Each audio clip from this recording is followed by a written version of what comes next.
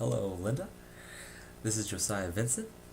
I'm here to do Knowing to Doing number 5, and I have picked the Good to Great by Jim Collins. It's his book, the one we read Level 5 Leadership out of, or the article that came from that.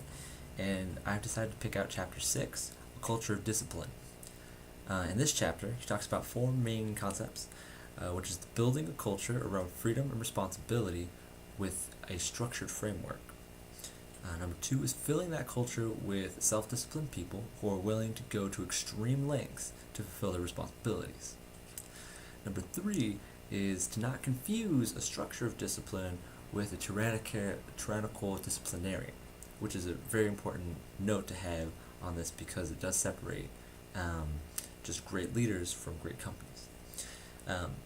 Number 4 is to adhere the hedgehog concept religiously, unplugging extraneous things which meet a stop doing list.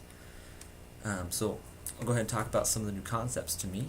The major one is freedom and responsibility in a framework. Now this is a really great thing for me to imagine for these businesses, especially as a business structure. I treasure freedom, being able to get it done, to be able to get the right work done and be able to have it done correctly without all the bureaucratic red tape and things like this.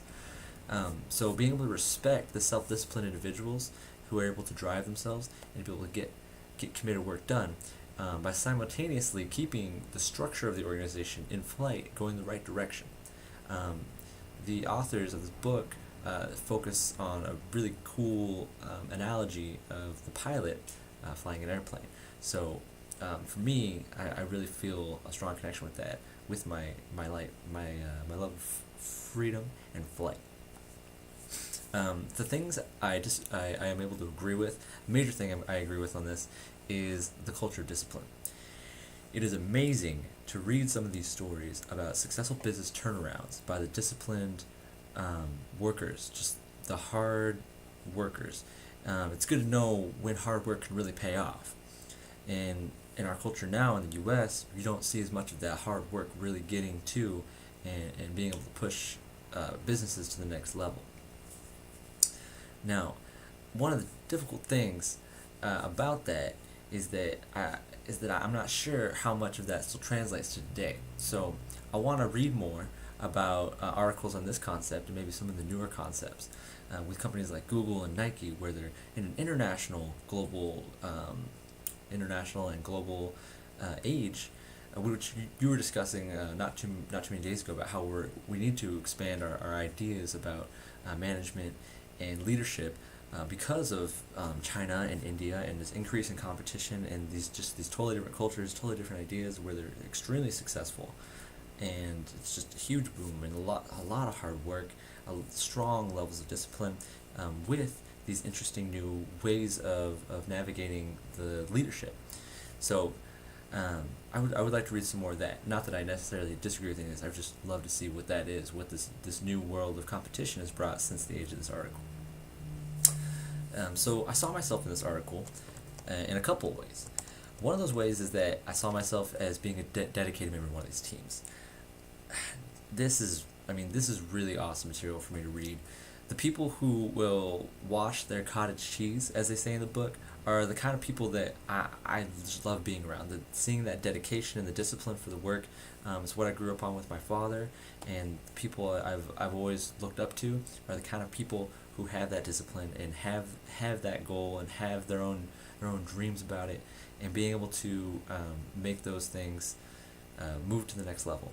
Being the next level and always looking to do the best, and that just really inspires me.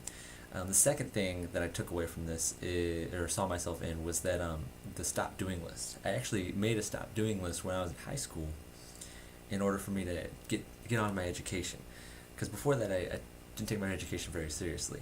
I'm actually a first generation college graduate from the U.S. And it was a lot.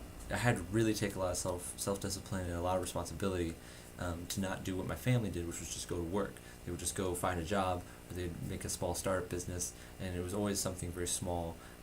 And I wouldn't want to say my family didn't go nowhere. It's just that, as my mom always used to say, that she works hard and she doesn't work smart. And she wanted me to be able to do both. So here I am, and I wouldn't have been here without a stop doing list, without cutting away that excess. I'm going to go ahead and move on to 6. I will incorporate what I've read into my leadership practice by putting my discipline into my leadership practice. I want to start by inspiring my friends and colleagues to produce excellent teamwork on a group project. So right now I'm in a project in this class, and I have a couple other projects going on where I really want to see them put their dedication in. I want to enable their dedication and pull that in so that we can all be disciplined together. Because I know some of them are very disciplined. They're on certain projects, and they can only be pulled in so many ways, and I want to be able to play a role in harnessing their dedication to produce a really high quality project. So hopefully in this class I'll be able to use a couple of my friends and meet a couple new people to be able to pull that in and be able to see some of that. I will measure my success by knowing what it was that they did that led their dedication. So finding out what it was that got them involved, that got them to get there. And if we produce a really great piece of quality work, I also feel that as a measure of success. So that's about all the questions I have. And if you have any more questions, you should let me know. I think this might be the last knowing to doing, but might be one more. But it's been great, and I'm going to go to bed. So have a good night, Linda. And that's all.